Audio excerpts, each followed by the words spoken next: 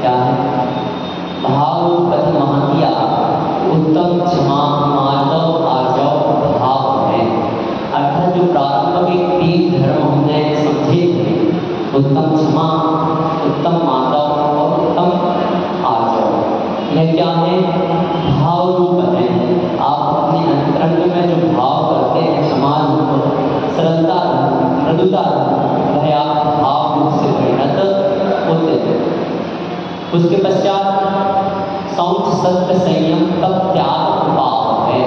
क्या है? शौच सत्य संयम तप और त्याग ये उपाय है। किसके लिए उपाय है? अभी दो धन और शेष है, उनको प्राप्त करने के लिए यह जो धर्म हमने अभी तक समझ रहे थे यह उपाय है। निचोड़ तो 2 दिन में आनंद। आज तक का क्या है? उपाय। क्या है? अभी तो ये गृहस्थ के भी हो जाएगा और मुनियों के भी हो जाएगा। उत्तम क्षमा से लेकर के त्याग धर्म तक के जो दिवस हैं यह मुनियों के भी हो जाएंगे और गृहस्थों के भी हो जाएंगे। लेकिन जो श्रेष्ठ रूप से पालन करने वाले आकिंचन ब्रह्मचर्य ब्रह्मचारी होंगे वे सिर्फ मुनि ही होंगे। ब्रह्मचर्य का पालन कौन कर पाएगा? श्रेष्ठ रूप से जो मुनि होगा। आकिंचन का ध्यान कौन कर पाएगा? कुछ भी मेरा नहीं है वह भी मुनि ही कर पाएंगे। तो यहाँ तक के जो धर्म हम आज तक समझ रहे हैं यह उपाय रूप है। उसके उपाय किस प्रकार से उपाय हमें करना है यह बताया कि अपने परिणामों को सरल रखें, शुद्ध रखें, आत्मा को शुद्ध बनाने का प्रयास करें। उसके पश्चात सत्य बोले, संयम रखें, तप करें और उसके पश्चात अब बता रहे हैं त्याग भी करें। किसका त्याग करें? तो जो हमारे अंतरंग में परिणाम हैं, विकारी परिणाम जो अंतरंग में हमारे शेष हैं, जो भी हमें किंचित बाता में क्रोध आ जाता है, हम कुछ पाकर के मान करने लग जाते हैं, कुछ भुआने की मायाचारी कर देते हैं और कुछ धन के पैसे में कुछ लोभ कर लेते हैं। तो इन चीज़ों का जो हमारे विकारी परिणाम होने का, सप्त विषम विकारी भावों का, पंच पाप रूप विकारी भावों का त्याग करते हुए जो यथार्थ सत्य है उसे समझना है। आज तक के उपाय में क्या बता रहे हैं कि जो त्याग धर्म है वह त्याग धर्म क्या है? तो कह दिया अनुग्रहार्थम सर्वशास्त्र सर्वो दानम।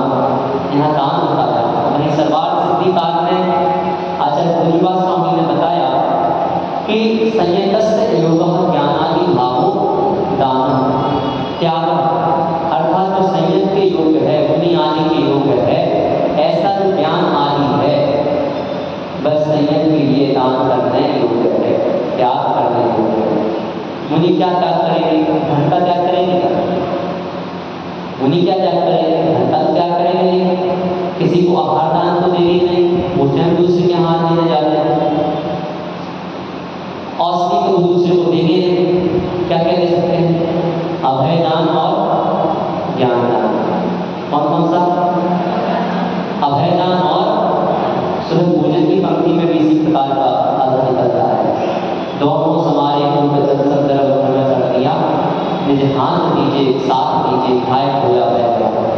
धनी साथ शास्त्र अभय भैया, धनी साथ शास्त्र अभय भैया। क्या क्या कहते हैं? धनी अर्थात धन्य है। कौन धन्य है? साध अर्थात साधक साधु। धनी साथ शास्त्र अभय भैया, शास्त्र और अभय। शास्त्र मतलब ज्ञान दान है, शास्त्र दान एक ही है। तो ज्ञान दान को जो त्याग देते हैं, दान करते हैं वह, और त्याग साधन धनी साध शास्त्र अभय भैया, दो प्रकार का तो ये त्याग हो गया। इसके साथ में और क्या त्याग करते हैं? त्याग राग विरोध को त्यागते हैं। किसका त्याग करते हैं? राग का। विरोध मतलब द्वेष का। किस किसका? राग द्वेष परिणाम का त्याग करते हैं। इस प्रकार के जो चारित्र को धारण करने वाले होते हैं वह मुनिराज कहलाते हैं, जिनमें न राग न द्वेष पाया जाए। क्योंकि राग भावों का अंतरंग से हमें त्याग करना है। आप कहो धन का त्याग करना भी त्याग है। धन को ही जब हम देंगे वही दान कहलाएगा। किसी को रोटी सब्जी दाल चावल दे दिया, किसी को भूखे को भोजन करा दिया, वही दान है। वह दान नहीं है। दान श्रेष्ठ रूप से तो क्या है? जो हमारे अंतरंग के विकारी भाव हैं, ऐसे विकारी परिणामों का त्याग करने का प्रयास करते जाना, यह श्रेष्ठ रूप से त्याग कहलाता है। संसार में तो देखा जाता है कि धन का दान बहुत अधिक श्रेष्ठ रूप से माना जाने लगा। आज श्रेष्ठ दान क्या है? श्रावकों में जो दान श्रेष्ठ माना जाने लगा, वह कौन सा दान हो गया? धन का। कौन सा दान? अर्थदान जो है वह महादान माना जाने लगा। क्यों? क्योंकि आज अर्थयुग है और अर्थयुग में बस अर्थ की प्रधानता है। अर्थ की प्रधानता है, दान भी उसी का किया जाएगा। परिणाम कैसे भी उससे कोई तात्पर्य नहीं रहेगा। लेकिन मुख्य रूप से जो त्याग परिणामों में जो निर्मलता लाने के परिणाम बने, अंतरंग के विकारी भावों का त्याग हो, वही त्याग है।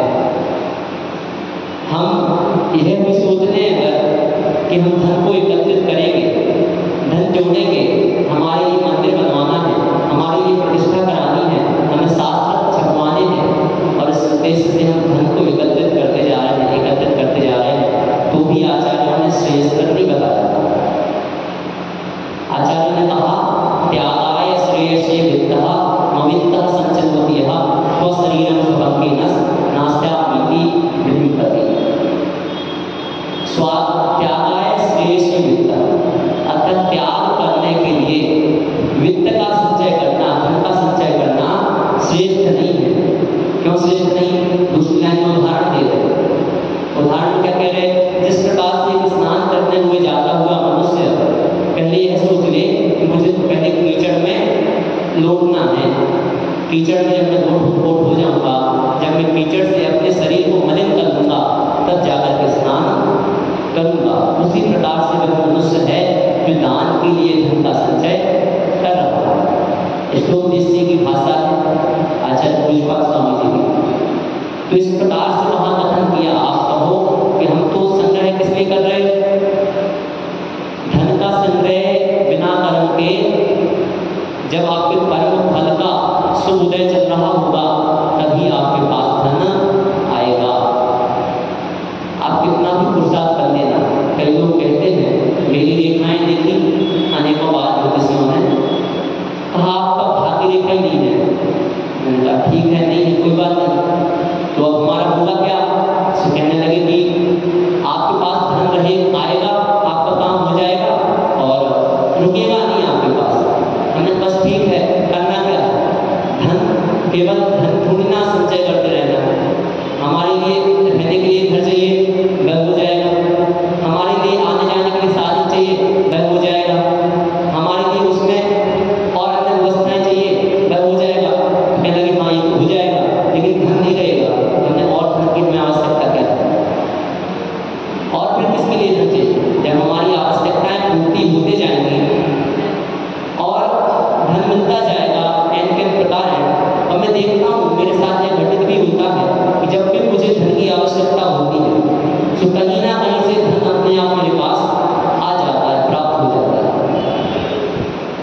वैसे मेरे पास हो सकता है शाम को मेरा बैंक बैलेंस जीरो पड़ा हो, सुबह पता चलेगा कहीं से मेरे लिए जो राशि चाहिए थी वो राशि प्राप्त हो गई।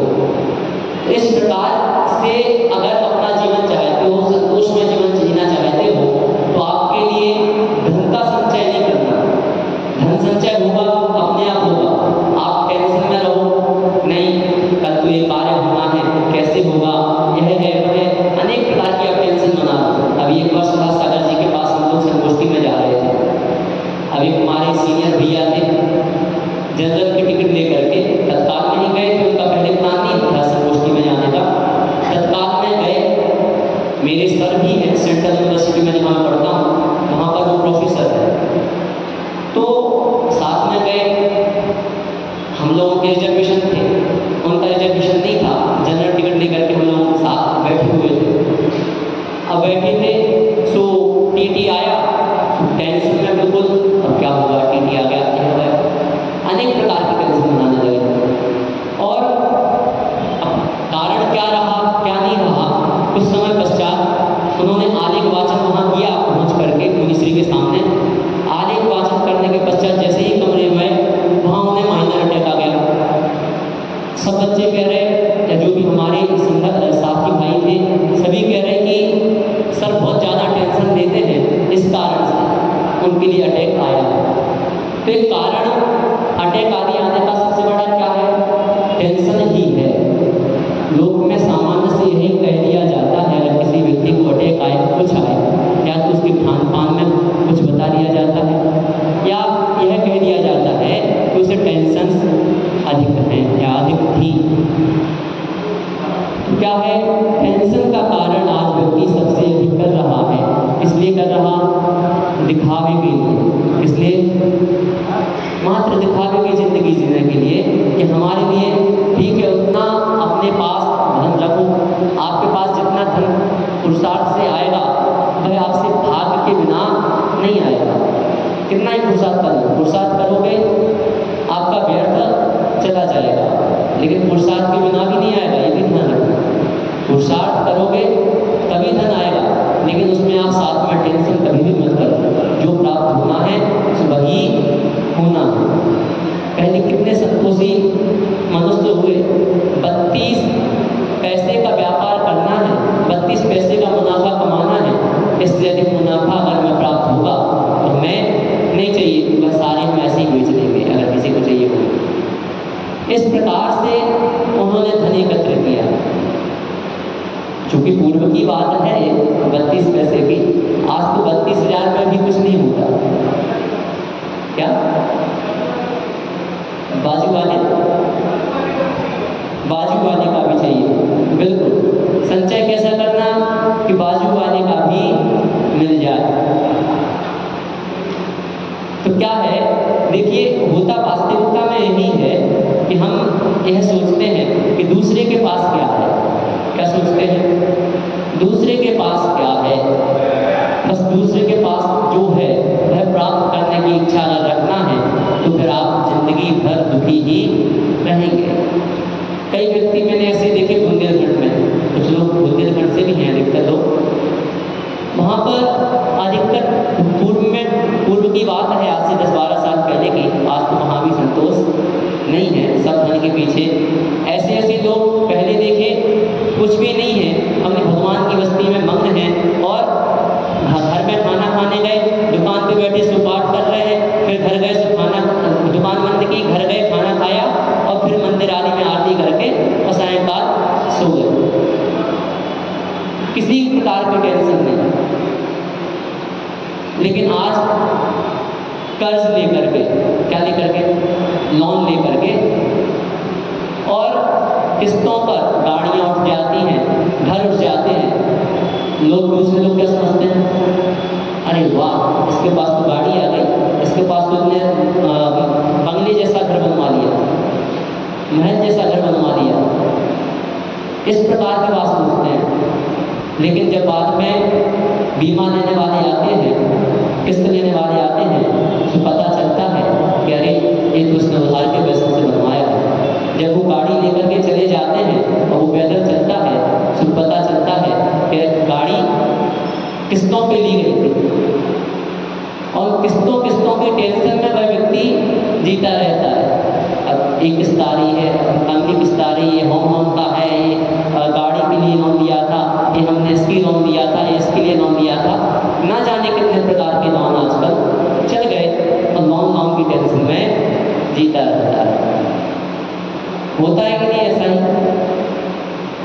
भले ही कर्ज चुकता जाता है अपना, लेकिन टेंशन तो रहती है, नहीं रहती? आज 16 तारीख को हमारे लिए कोई किस्त देना है, 12 तारीख से पैसे इकट्ठे करने में लग जाएंगे कि हमारी 16 तारीख आने लगी है, फिर ड्यू ना हो जाए। क्रेडिट कार्ड में कोई बकाया राशि रह गई और क्रेडिट कार्ड में अगर बकाया राशि है तो उसकी खुद से ही टेंशन पालने लगते हैं कि भैया क्रेडिट कार्ड को जमा करना है। अक्सर स्टूडेंट्स के साथ ये हो जाता है, क्रेडिट कार्ड उनके बन जाते हैं और क्रेडिट कार्ड बनने के बाद वो पैसा खर्च कर देते हैं, पार्टीज में, गाँव में, हर जगह पैसे वहाँ लगा देते हैं। उसके पश्चात होता क्या है, फिर यहाँ से वहाँ से यत्र तत्र नहीं भी हो पाते तो फिर ब्याज लगता है। तो इस प्रकार से टेंशन की जिंदगी अगर नहीं जीना है तो संतोष के साथ जिंदगी जियो। जितना है उतने में काम चलाना सीखो, पुरुषार्थ करते रहो, लेकिन जितना है उतने में काम चलाना सीखो। हमारे आचार्य ने ही कह दिया कि भैया त्याग भी करना है तो उसके लिए भी दान एकत्रित, उसके लिए भी धन एकत्रित नहीं करो। उसके लिए भी अगर आप ये सोच के कर रहे हो कि त्याग करना है हमें तो दान करना है। पूज्य पुण्य श्री सुभाष सागर जी अत्यधिक बार कह चुके हैं, अनेकों प्रवचनों में कह चुके हैं कि अगर 1000 रुपये 2000 रुपये कमाने वाला व्यक्ति जो महीने में 2000-3000 रुपये कमाता है, वह यदि अपना 5% 10% जो कि 200 300 100 200 300 जो भी बनेगा वह देता है तो वह श्रेयस्कर। और एक करोड़ों रुपए कमाने वाला व्यक्ति यदि अपनी प्रॉपर्टी में से 1% दे रहा है तो कितना हो गया? 1 करोड़ कमा रहा है, 1 लाख दे रहा है, कितने गुना अधिक है? कितने गुना अधिक है? 10,000 गुना अधिक हो रहा है, सीधा 1000 गुना अधिक। सॉरी, और यहाँ उसने दिया 1% है, कितना दिया? 1% दिया कि नहीं दिया? तो कौन सा दान श्रेष्ठ है? बाहर कह दिया कि जो 10% दे रहा है, 5% दे रहा है, वह श्रेष्ठ है। क्यों श्रेष्ठ है? क्योंकि उसमें भाव लगे हैं, उसके भाव जुड़े हुए हैं। भावों की ही प्रधानता का धर्म जैन धर्म है। जहाँ भावों की प्रधानता होगी वहाँ जैन धर्म का नाम सर्वप्रथम आएगा। बाकी धर्मों में तो कर्मकांड को व्यवस्था दी गई, किस प्रकार से क्रिया करें, ये क्रिया वो क्रिया, किस प्रकार से कौन सी क्रिया, ये दोष वो दोष पुराने दोष, न जाने कितने प्रकार के दोष बता करके हमारे व्याधि हो जाते हैं। क्योंकि जैन दर्शन में भी प्रवेश कर गया है, वह बात अलग है कि आज जैन दर्शन में भी कहीं काल सर्प दोष, कहीं ये दोष कहीं वो दोष, और ना जाने जो दोष होते ही नहीं, सारे दोष बता करके और एक और टेंशन में डाल दिया जाता है। अब ये टेंशन वाली बात आई तो वास्तु के बारे में चर्चा आती है कि वास्तु बहुत मानना चाहिए, या वास्तु अच्छा है, ठीक है, वास्तु के बिना कुछ नहीं होता, या वास्तु जैसा है वैसा करना चाहिए, शास्त्रों में उल्लेख है। लेकिन वर्तमान में ज्ञान ना के बराबर है वास्तु का। जो 100 वास्तुकार घूम रहे हैं उनमें से 2% 5% लोगों के पास ज्ञान कहें तो ये भी बहुत अच्छा युक्ति है, शेष के पास ज्ञान नहीं है। अधिकाधिक कितना ज्ञान हो जाएगा कि आप एक और में आप जो है अग्नि को प्रज्वलित करें, ईशान में आप जलादि का स्रोत बनाएं, वायक में आप वायु आदि का स्थान रखें, ये सारी बातें मैं बता देंगे। और जितनी भी बातें बताएंगे सुबह मनगढ़ंत होगी। तो किसी भी प्रकार के इस भ्रम में वर्तमान में अधिक नहीं फंसना चाहिए। कोई सिद्ध पुरुष अगर कह दे कि हाँ ये ठीक है तो ठीक है, और किसी व्यक्ति ने जो लाख रुपए 1.5 लाख रुपए 2 लाख रुपए साल भर का कमा रहा है और उस व्यक्ति ने बड़ी मुश्किल से 10 सालों में एक घर बना पाया, पुरानी कोई कोई जमीन डली थी, उस पर घर बना लिया। अब घर बना दिया क्योंकि जमीन तो लेने के भाव सोने के हो गए। अब उसने घर बना लिया जैसे तैसे करके 10-15 लाख रुपए में छोटा सा घर बन गया। अब वास्तुकार आए या रिश्तेदार परिवारजन आए, अरे तुमने ये क्या बना दिया, एक सीढ़ी यहाँ नहीं बनानी थी, एक तुम्हारे लिए किचन यहाँ नहीं बनानी थी, ये तुम्हें इस तरफ करना था, तुमने किचन से बाथरूम को लगा दिया, ना जाने क्या क्या कह देते, बेचारा टेंशन में आ जाता है। अब उसके पास तो बेचारे के पास वैसे ही कुछ नहीं था, अब वो फिर तोड़ के बनाएगा तो उसका व्यय कहाँ से करेगा और टेंशन में अलग जिएगा। तो उससे अच्छा है वहां पर नमोकार जाप करो, अपना मंत्र जाप करते रहो कि भैया जो है सो ठीक है, जब हमारा यत्न होगा सो कर लेंगे, नहीं होगा सो कोई बात नहीं, जो होना होगा सो होएगा। हाँ, किसी प्रकार की टेंशन नहीं लेना। जैन दर्शन कभी किसी को टेंशन नहीं देता, किसी भी प्रकार की टेंशन नहीं देता। आपको ना कोई फोर्स कर रहा है कि आप दान दो।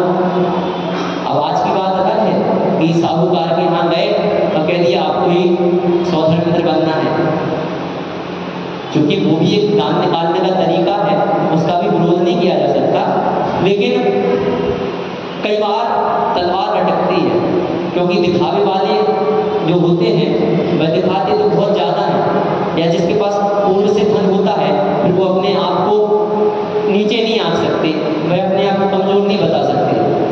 कितना ही लोन चल रहा हो, कितना ही कर्ज चुकाना हो, अगर किसी ने कह दिया कि इस प्रकार का दान देना है तो स्वीकृति दे देते हैं, लेकिन अंदर टेंशन पल जाती है, टेंशन अंदर पल जाती है कि अब वहाँ का दान देना है, और वहाँ का जब दान देना हो और जो श्रेष्ठ मनुष्य होगा तो वह टेंशन करेगा, जो नहीं होगा सो अनेक ऐसे भी मनुष्य देखे जाते हैं जो कहते हैं हो जाएगा सो दे देंगे, नहीं तो देखा जाएगा,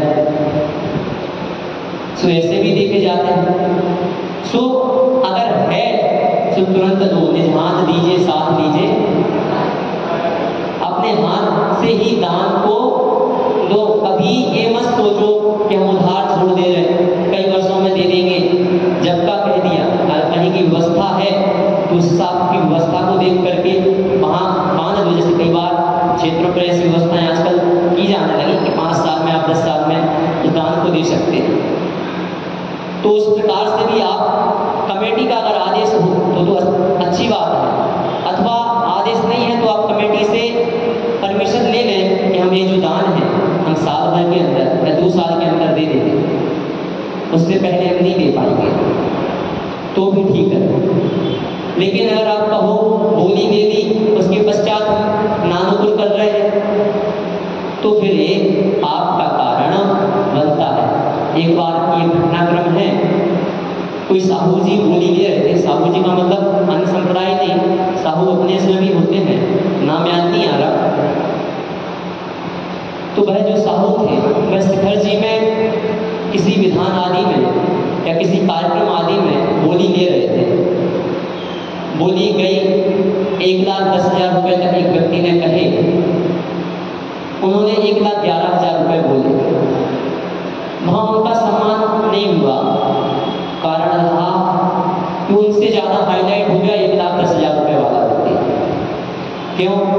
क्योंकि उसने बोला तो था 1,10,000 रुपए, लेकिन उसने तुरंत 1,10,000 रुपए निकाले और दे दिए। बोली उसे नहीं मिली, बोली नहीं मिली, लेकिन उसने कहा कि मेरे भाव हो गए थे कि मुझे तो 1,10,000 रुपए देना है और मैंने बोल दिए इसलिए दे दिए। सो कारण यही समझना है कि हमारे अगर अंतरंग में भाव बने हैं, हमने बोल दिया तो बस बोल दिया वह देना है, लेकिन सामर्थ्य के अनुसार यथाशक्ति।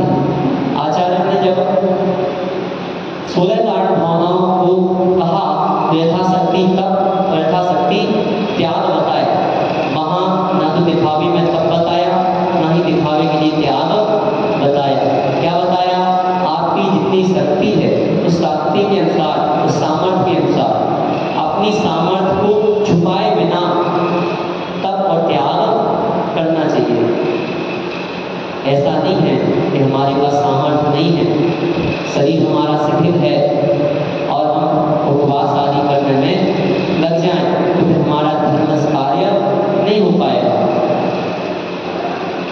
क्योंकि मुख्य रूप से तुमने क्या बता दिया, भाव प्रधान धर्म है। क्या धर्म है, मुख्य रूप समझना है, नहीं तो उसी दिन जैसा मुंह में कुछ चबाए हैं और पहुंच गए मंदिर, वैसा भाव प्रधान नहीं, बहिरंग भी शुद्ध करना। लेकिन हमारे बहिरंग को भी देख लेना कि हमारा शरीर अनुकूल है, स्वस्थ है या नहीं है, हमारा शरीर साथ दे सकता है नहीं दे सकता है, क्या हम कितना क्या कर सकते हैं, उस प्रकार से हमें साथ देख लेना चाहिए, उस प्रकार से तप करना चाहिए और उसी प्रकार से फिर त्याग करें कि हमारे लिए क्या अनुकूलता बन सकती है, क्या प्रतिकूलता बन सकती है। उस स्थिति को सोच करके आप दान और त्याग किया करें। एक बार राजा युधिष्ठिर के सभा में एक व्यक्ति आया, वह व्यक्ति युधिष्ठिर को बहुत अच्छा लगा और युधिष्ठिर जो थे कोई भी आ जाए उसे खाली हाथ नहीं लौटा देते। वह व्यक्ति आया, उन्होंने उससे बातचीत की, उससे परामर्श लिया और जो भी उनका हुआ उसके पश्चात उन्होंने कह दिया कि आप कल आना और कल हम तुम्हारे लिए दान देंगे। व्यक्ति चला गया, भीम सभा में मौजूद थे। भीम ने सोचा कि भैया जो है तुरंत ही दान दे दिया करते थे, आज इन्हें क्या हो गया, आज तो अपने मार्ग से च्युत जा रहे हैं, मार्ग से दूर हो रहे हैं, ये अपने मार्ग से भ्रमित हो रहे हैं। तो उन्होंने कहा, युक्ति सोची और उन्होंने नगाड़ा दिया और नगर में निकल गए। जोर जोर से नगाड़ा पीटने लगे। लोग आए, अरे क्या हो गया। तो कहते हैं हमारे भैया ने काल को जीत लिया। किसको जीत लिया? हमारे भैया ने काल को जीत लिया है, समय को जीत लिया है, समय उनके बस में हो गया है। कहा ऐसा कैसे? तो युधिष्ठिर ने बुलाया तो कहा, भैया आपने ही तो उस व्यक्ति से कह दिया कि कल आना। कल आना इसका मतलब आपको पता है कि कल भी आपके पास धन और रहने वाला है, कल भी आप यहाँ रहने वाले हैं, कल भी आपके पास धन रहेगा। उन्हें अपनी भूल का भान हुआ और उन्होंने उस व्यक्ति को खोजने के लिए अपने अनुचरों को भेजा और वह खोज कर लाए, उसे दान दिया और फिर उससे विदा किया। तो कभी यह मत सोचो कि हम कल कर देंगे, कल कर देंगे, कल कर देंगे। कल कर में जिंदगी गुजर जाती है, जो है उसी का दान करो, अधिक सोचने की जरूरत नहीं है। जो आपके पास हो उसी का दान करो, जो नहीं है उसके बारे में मत सोचो। अगर टेंशन से बचना है तो आपको इस सोच जो है परिग्रह रूप को समझ लें या धन संचय रूप समझ लें, यह सोच छोड़ना पड़ेगी, क्योंकि यही सबसे बड़ा वर्तमान में दुख का कारण बना हुआ है। कोई भी व्यक्ति हो, छोटे से छोटा व्यक्ति, बड़े से बड़ा व्यक्ति, प्रत्येक व्यक्ति दुखी है। प्रत्येक व्यक्ति के पास मात्र इस संबंधी सर्वाधिक दुख मिलेगा और अन्य दुख नहीं है। सबसे ज्यादा दुख यही है, ये मिल जाए, वो मिल जाए, वो मिल जाए, वो मिल जाए, और कुछ भी दुख उसके पास नहीं है।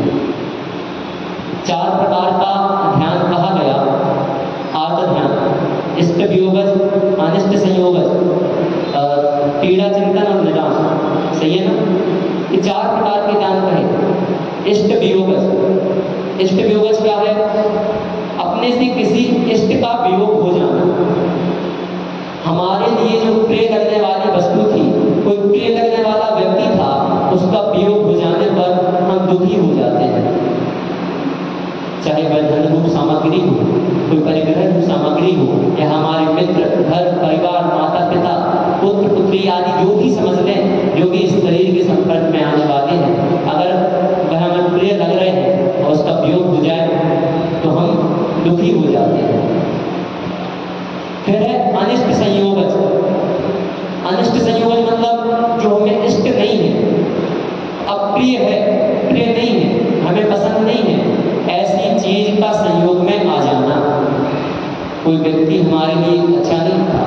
प्रिय नहीं था।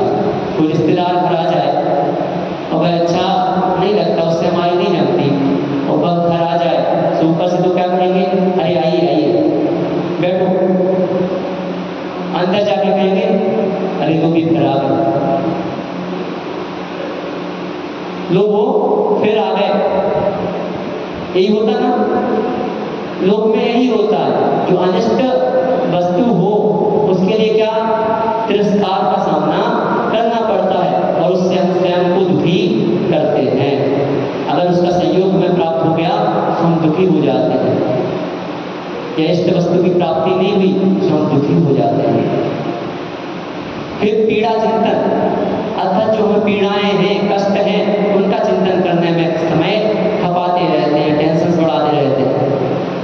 और निदान, किसी एक चीज को सोच लिया कि ये प्राप्त करना है, बस उसी के पीछे भागते रहते हैं। निदान का अर्थ होता है ये लोक परलोक संबंधी किसी वस्तु की प्राप्ति की इच्छा रखना।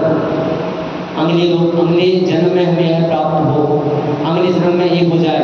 अगले जन्म का तो खैर आजकल कोई नहीं सोचता, इसी जन्म का सोचते हैं। अगले जन्म का तो सोचते ही नहीं कोई, क्या कुछ अच्छा मिले बुरा मिले, जो होगा सो देखा जाएगा, इस जन्म का देखना है। तो इस जन्म में मुझे ये वस्तु मिल जाए, वो वस्तु मिल जाए, निदान करते रहते हैं। तो इस प्रकार के आर्त लौकिक परिणाम वह करता रहता है। तो अगर हमें इन रूप परिणामों से बचना है, इन दो जो निम्न ध्यान है, इन निम्न ध्यानों से बचना है, तो हमारे लिए इन्हीं शास्त्र की बातों का, इसी पंक्ति का त्यागाय श्रेयसी वित्ता मवित्ता संचित होती है, इस पंक्ति का मात्र चिंतन करते जाइए। आपके मन में कभी भी ये परिणाम नहीं बनेंगे कि हमें इसलिए धन संचय करना। आपके परिणाम सुधारने का सबसे श्रेष्ठ साधन मात्र एक पंक्ति है।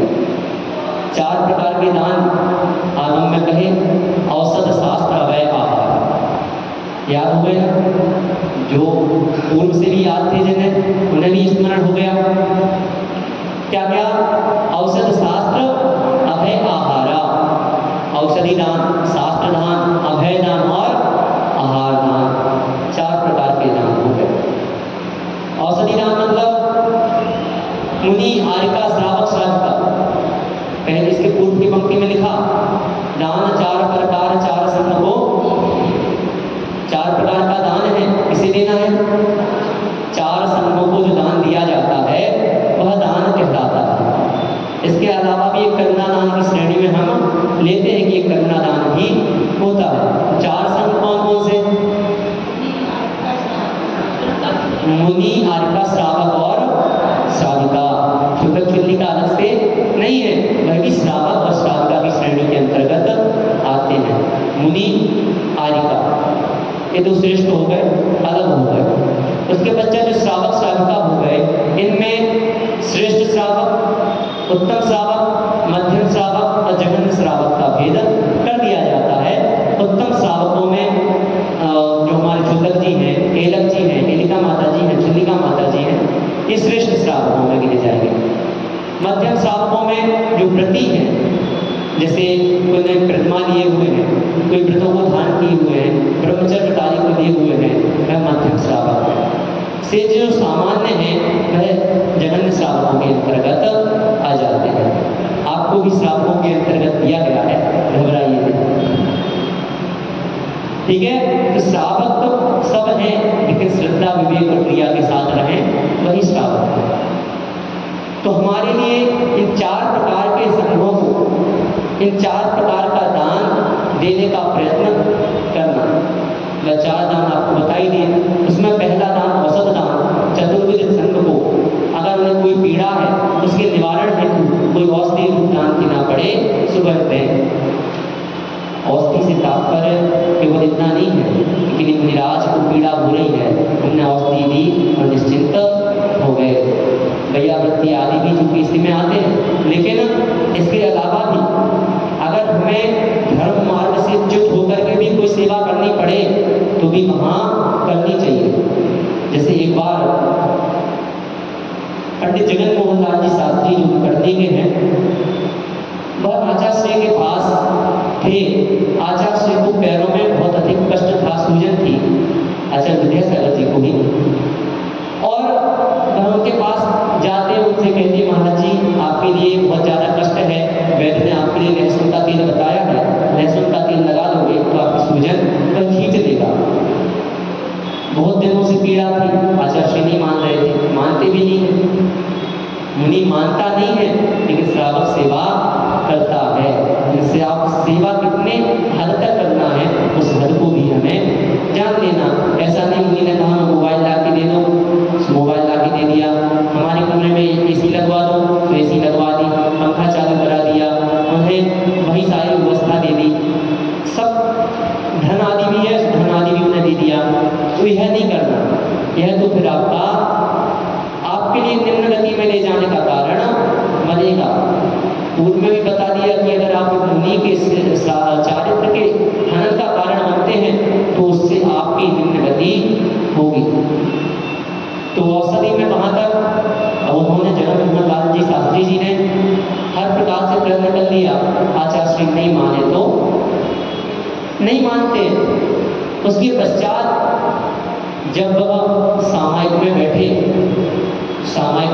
थे, सामायिक से ले कैसे पहुंच गए जगत मोहन लाल शास्त्री जी तेल लेकर के, महाराज जी मैं कमर बन करके आया हूँ और आप पर उत्सर्ग कर रहा हूँ, तो आप इस उत्सर्ग को सहन कीजिए, और तेल मालिश कर दी। अब जब उठे सामायिक से उठ जाए, अब आपने तो तेल लगा दिया, आपका काम हो गया, आपने अपनी वैयावृत्ति वहां कर दी। तो अनुरूप कार्य को देखते हुए जिस प्रकार से योग्य वैयावृत्ति हो सके, सुबह औषधि अनुरूप वैयावृत्ति आप कर सकते हैं। मुनिराज नहीं कहेंगे आपसे, कभी आज्ञा नहीं देंगे, अगर आज्ञा दे देते हैं तो वह समझ लीजिए कि अपने मार्ग से च्युत हो रहे हैं, वो कभी आज्ञा नहीं देंगे। आपको स्वयं जाकर के उनके अनुरूप उनकी औषधि आदि का निवारण करना होगा, उनकी बीमारी आदि को दूर करना होगा। जब आचार्य को बड़े से बड़ी बीमारियां हुई तब भी वह दूसरे की रक्षा, जैसा कि कहा अभय दान के लिए पेंड्रा रोड, अमरकंटक से पेंड्रा रोड तक आए गायों को लेने के लिए। गायें आई थी एमपी से, और वह गाय एमपी शायद या महाराष्ट्र तरफ से आई, जहाँ से भी आई, तो वहाँ से आई, पेंड्रा रोड पर वह गायें उतारी गई और आचार्य श्री अमरकंटक से पेंड्रा रोड तक आए। और उस समय उनके पैर में किसी प्रकार का एक रोग था जिससे चलते भी, हार्पिस रोग जो था वह उनके लिए था, तो वह चलते भी नहीं बन रहा, पैरों में जो छाले हैं उनसे खून का रिसाव हो रहा है, फिर भी एक अभय दान, एक करुणा दान, कर्ण की करुणा देखिए कि वह वहां तक आए। तो यहाँ औषधि दान की हमने पूर्व में बात की। उसके बाद शास्त्र दान क्या है? शास्त्र दान केवल इतना नहीं है कि हमने एक शास्त्र उठाया उन्हीं को दे दिया। शास्त्र एक व्यक्ति से हमने हाथ में दिया, कुछ राशि का दान दे दिया, वह शास्त्र वहां दे दिया, केवल इतने का नाम शास्त्र दान नहीं है। शास्त्र दान क्या है? जो भी उसके उपासक हैं उनके योग शास्त्रों को प्रकाशित कराना। आज देखते हैं और दुख होता है कि अनेकानेक ऐसे विमोचन आदि के लिए जो है बुलेटिन सारी छप जाते हैं, जिनके लिए कोई अधिक आवश्यकता उनकी नहीं रहती, मुनिराज आदि की फोटो रहती है, सब कुछ रहता है, कोई पढ़ने वाला नहीं है उनके लिए, कोई नहीं पढ़ता।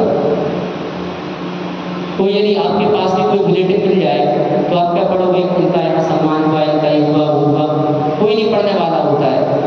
जिनका हुआ होता है बस वही देखते हैं, उसकी फोटो खींचते हैं, फोटो खींच के स्टेटस डाला, बात खत्म, और दूसरे का किसका हुआ कोई लेने नहीं।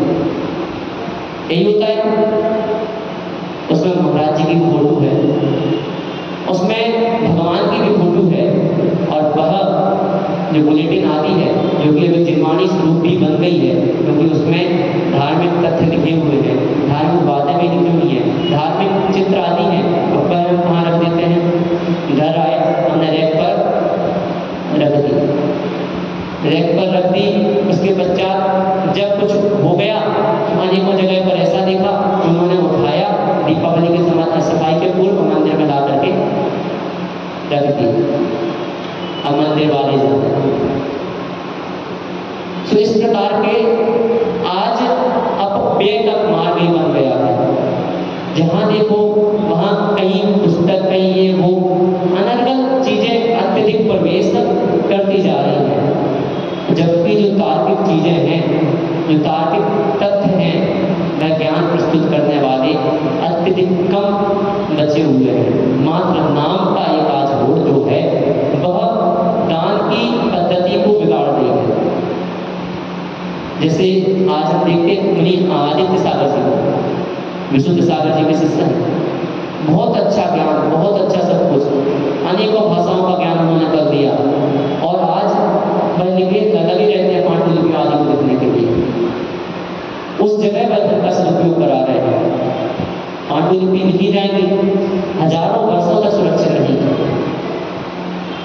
आप एक पेज पर छपवा करके रख दिए, आपकी वह आजकल में समझ लीजिए 50 वर्ष में, 100 वर्ष में वह जेल सेट हो जाएंगी। ये तो बहुत बड़ी आयु बता दी, मुश्किल से 20-25 वर्ष की आयु समझ लीजिए। शास्त्र आपने जिनवाणी आपने छपवाई, जिनवाणी रखी 20-25 वर्ष की आयु उसकी रहेगी। आपने छपवा दी, ठीक है, उसका सदुपयोग हो रहा है, छपवाइए। पूजन आदि की जिनवाणियाँ हैं, स्वाध्याय आदि के लिए जो प्रथमान योग आदि के शास्त्र हैं, या जो भी आपके मंदिर आदि में स्वाध्याय आदि करने वाले हैं, उनके लिए छपवाइए। लेकिन आप इस ओर भी ध्यान दें कि हमारे पास जो पुरानी पांडुलिपियाँ हैं वह जीर्ण शीर्ण हो रही है। ऐसे मुनिराज आदि का भी सपोर्ट करें कि उनके लिए पांडुलिपियाँ उपलब्ध कराएं, उनके लिए वह पत्र आदि उपलब्ध कराएं, जिससे वह उस रूप कार्य कर सकें। और भी अन्य जगह देख लें, शास्त्रों का लेखन हो रहा है, जैसे आचार्य शंकर में भी अत्यधिक शास्त्रों का लेखन हो रहा है, लेकिन उसमें पूर्ण रूप से अधिकाधिक शास्त्रों का सदुपयोग भी हो रहा है। कोई महाकाव्य लिखा जाता है, मुखमाटी महाकाव्य सर्वाधिक प्रसिद्ध महाकाव्य है, अत्यधिक लोग पढ़ते हैं, कितनी पीचड़ियाँ हो रही हैं। धर्म प्रमाणार्थ बहुत सुंदर कार्य होता है। उसके अलावा भी कुछ और कार्य अगर धर्म प्रभावना के उद्देश्य से मात्र हो तो फिर भी ठीक है, लेकिन मात्र नाम की श्रेणी में आकर के, मात्र नाम हो जाए उस श्रेणी में ला करके अगर कोई कार्य करते हैं तो वह कार्यकारी नहीं होता। जब पांडुलिपियाँ आज छप गई, आज लिख गई, उन्होंने अपने हाथों से लिख दी, अब 500-500 वर्ष, 600-600 वर्ष बाद अगर कोई देखेगा तो वह कहेगा ये 600 वर्ष पुरानी पांडुलिपियाँ हैं। क्या कहेगा? 600 वर्ष पुरानी पांडुलिपियाँ हैं, ये 600 वर्ष पूर्व लिखी गई थी, ये 600 वर्ष पुराना ताड़पत्र है। तो इस प्रकार से वह प्रभावना के मार्ग में लगे हुए हैं। प्रत्येक स्थानों पर आज मुनिराज अपने अपने स्थान पर प्रभावना कर रहे हैं, परंतु झुकना बस वहाँ पड़ता है जहाँ कुछ शिथिलता आ जाती है, और शिथिलता आई वहाँ अधिक दृष्टि जाती है। जहाँ शिथिलता दिखाई देती है वहाँ हमारी भी अधिक दृष्टि जाती है, अन्य संप्रदायों की भी अधिक दृष्टि वहीं जाती है। अच्छाई पर तो दृष्टि कम जाएगी। किसी एक व्यक्ति ने बुरा कार्य कर दिया, हाईलाइट हो जाएगा। अच्छे कार्य करने वाले हजारों होंगे, हाईलाइट नहीं होंगे। तो बुरा कार्य जल्दी सामने आ जाता है, बुरा कार्य जल्दी फैल जाता है, लेकिन अच्छा कार्य जल्दी नहीं फैलता। तो बुरे अगर थोड़ा भी हो रहा है, शिथिल अगर थोड़े भी हो रहे हैं, मतलब भावना का मार्ग बन रहा है, उसमें जो भी श्रावक सहकारी हैं सुबह नियम से दुर्गति के पात्र बनेंगे। मुनि की तो जो गति है सो होगी, उनकी वह जाने, लेकिन हमारी भी दुर्गति होगी, क्योंकि उनके लिए भी वर्णन दिया। शास्त्र का नाम एज इट इज याद नहीं है, लेकिन फिर भी उनका वर्णन मिला कि जो मुनि हैं शिथिल हो जाते हैं, और शिथिल होकर के अनाचारी हो जाते हैं। बताया था पूर्व में, अधिकम व्यतिकम अतिचार अनाचार। तो जो अनाचारी हो गए, उसी में रच पच गए, उसी रूप आसक्त हो गए, तो फिर वह नियम से नरक गति के, निबोध गति के भी पात्र होते हैं। इस प्रकार का कथन आया। हमारे लिए ध्यान क्या रखना कि जो भी शास्त्र दान दें उसका श्रेष्ठ सदुपयोग हो पाए, शास्त्रों के लिए पढ़ने की व्यवस्था हो जाए। जो आज प्रभावना के कार्य हो रहे हैं उन प्रभावना के कार्यों में हमारा धन व्यय हो, उन प्रभावना के कार्यों में धन हमारा लगे। इसके पश्चात अभयदान, अभयदान अर्थात जीवों की, सट्टाई के जीवों की रक्षा करना, यह अभयदान के अंतर्गत आता है। और इसके पश्चात अंतिम है आहार दान, अर्थात चतुर्विध संघ के योग्य मौसमानुकूल योग्य आहार बना करके प्रदान करना देना, वह आहार दान की श्रेणी के अंतर्गत आता है। इसके अलावा एक करुणा दान भी बताया, जिसको हम सामान्य जीवों में भी लगा करके देख सकते हैं। जैसा कि वर्तमान में हमारी समाज के द्वारा अत्यधिक ऐसे कार्य देखने को मिलते हैं कि हम किसी भी प्रकार की कोई बीमारी आ जाए, कुछ हो जाए, तो सबसे आगे आकर के हमारा पहला हाथ जाता है। वो भी एक करुणा दान की श्रेणी में ले लिया जाता है। 3 प्रकार के दान बताए, एक तो उत्तम दान, दूसरा मध्यम और तीसरा जघन्य। इसमें एक और 3 प्रकार के पात्र बताए, एक सुपात्र, एक कुपात्र और एक अपात्र। सुपात्र कौन हो गए? जो चतुर्विध संघ है, यह हो गए सुपात्र। ये सुपात्र, इन सुपात्रों को दान देने से उत्तम वस्तुओं की प्राप्ति होती है। कुपात्र जो है, कुपात्र दान का फल नियम से नरक बताया।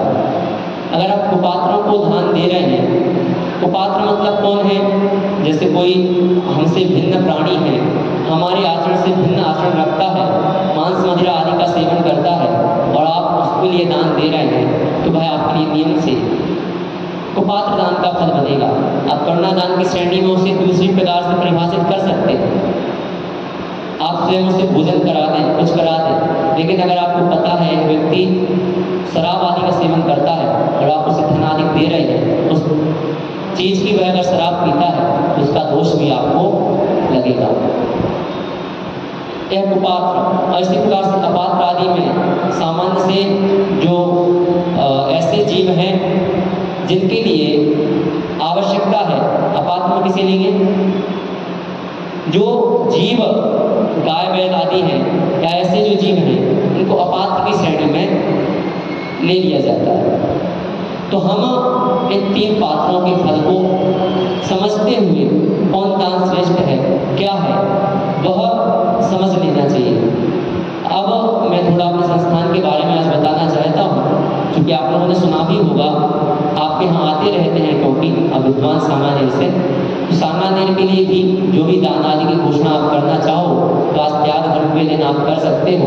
आगे और भी जो 2-3 दिन हमारे पास यहाँ रहने के लिए हैं, उन दिवसों में भी आप वहाँ के लिए दान आदि की घोषणा कर सकते हो।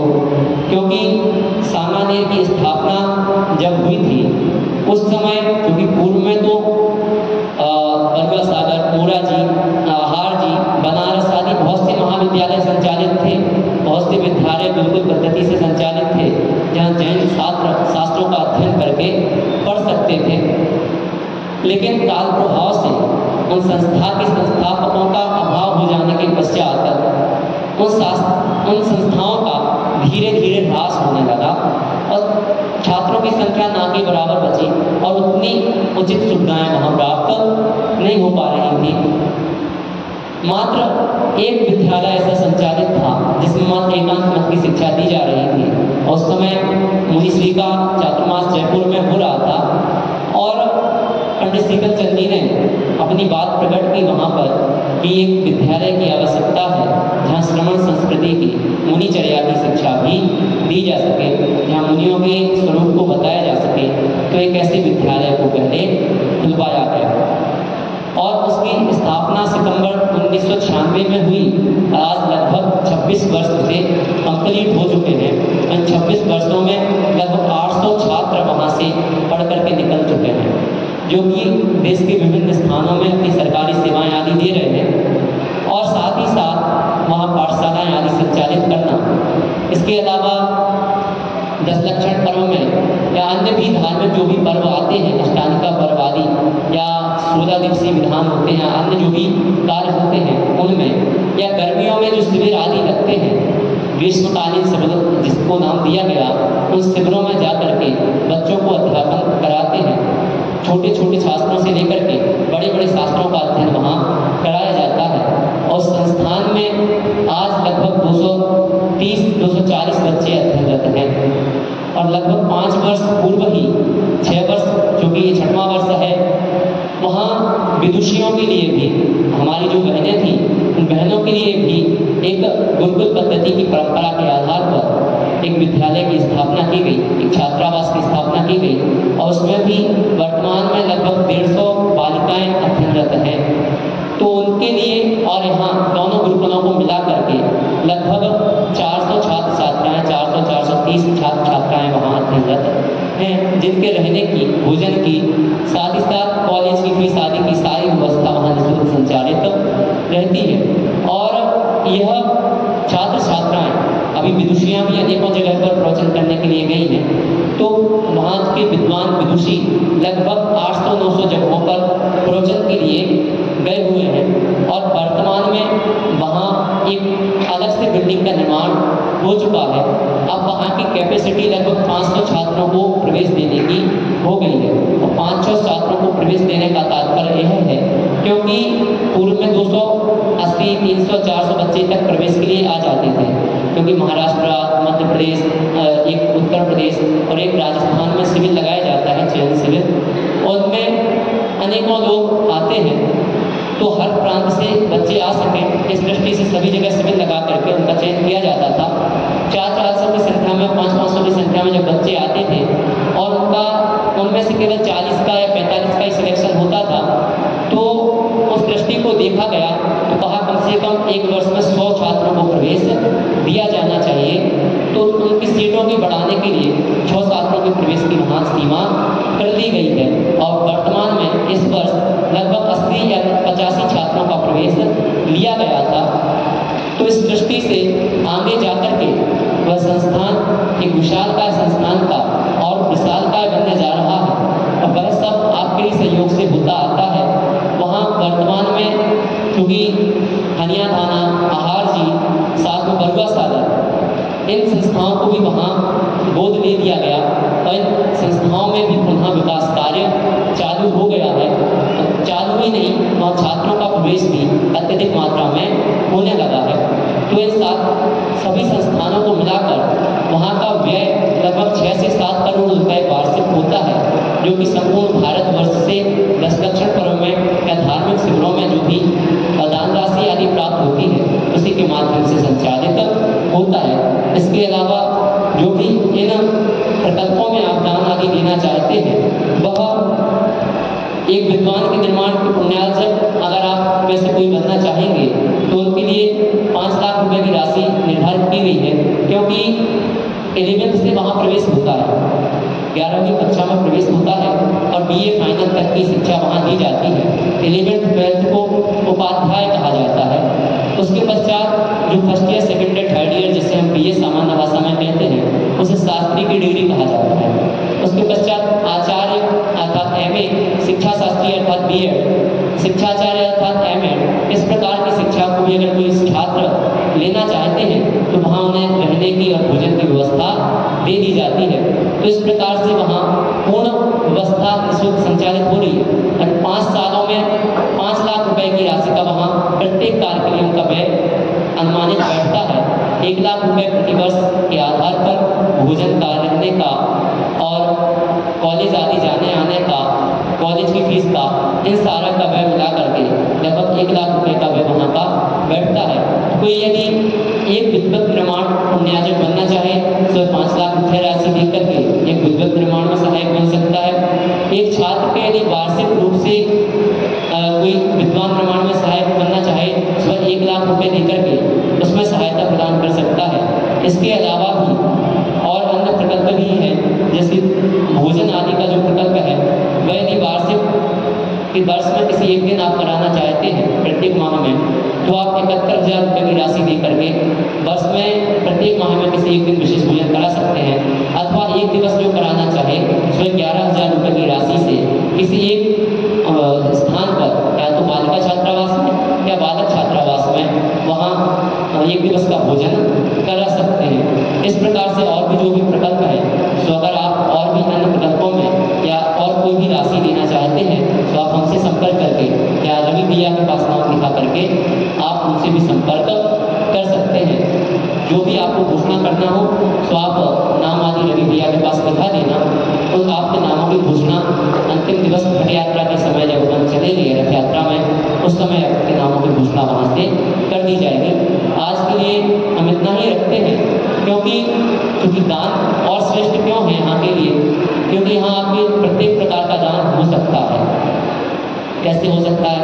देखिए, आप एक विद्वान या एक पंडित बनवाने के लिए वहाँ दान राशि जब देते हैं तो हमें ज्ञान को पढ़ रहे, सुबह से उठ करके वह धार्मिक क्रियाओं में संलग्न होते हैं।